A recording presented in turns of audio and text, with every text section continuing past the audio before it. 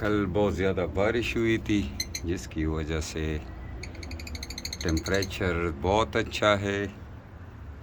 ابھی جو ہے گرمی تھوڑا ہے لیکن ٹیمپریچر نارمل ہے.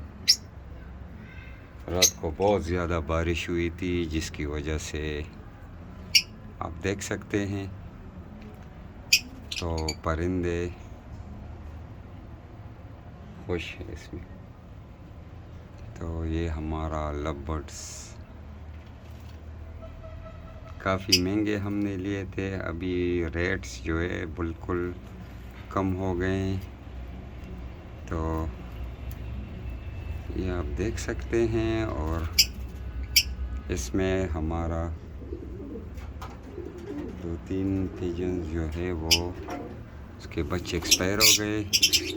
تبھی ہم آپ کو اپنا دوسرا بڑا کیج دکھاتے ہیں. اس میں بھی ہمارے کافی سارے برڈس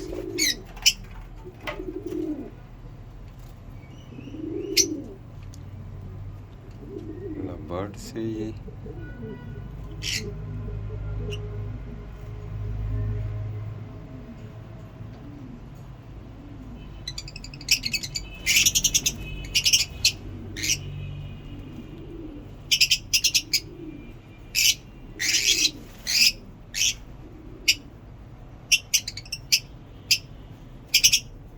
یہ پرندوں کی آوازیں آپ دیکھ سکتے ہیں. کافی خوبصورت آواز ایک دوسرے کو آوازیں دے رہے ہیں.